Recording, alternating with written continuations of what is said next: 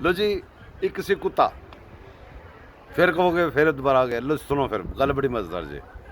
पुराने वक्तां दे विच ट्रांसपोर्टेशन का काम होंदा सी गड्डां ते, ढग्गियां ते, बैल गाड़ियां ते, ਜਿਹੜੇ ਹੁੰਦੇ ਸੀ ना गधा गाड़ियां। ਤੇ जनाब एक बड़ा बड़ा ट्रांसपोर्टर सी, ਉਹਦੇ कोई गड्ड सी 2 ਢੱਗਿਆਂ वाली। उस ट्रांसपोर्टर ने एक सिक्योरिटी के तौर पर कुत्ता भी नाल रखा सी, भौंकण वास्ते सज्जे खब्बे। ਉਹ जनाब जी बाजार मार्केट जाके मंडी ਦਾ ਸਮਾਨ ਲਾਦਾ ਸੀ ਗੱਡ ਦੇ ਉੱਤੇ ਕੱਪੜਾ ਲੈ ਕੇ ਵਾਪਸ ਹੋ ਜਾਂਦਾ ਸੀ, ਤੇ ਗੱਡ ਦੇ ਸਾਈਜ਼ ਦੇ ਥੱਲੇ ਕੁੱਤਾ ਨਾਲਾ ਟੁਰ ਪੈਂਦਾ ਸੀ।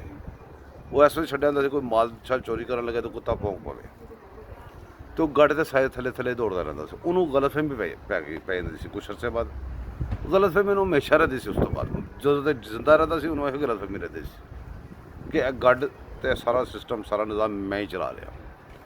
तो जनाब जी ऐसे गलतफहमी का शिकार साढ़े मुल्क एक बंदा हो गया, तो उसकी गलतफहमी नहीं कर रही, तो मैंने लगा छित्तर मार मार करनी पैनी है। Thank you.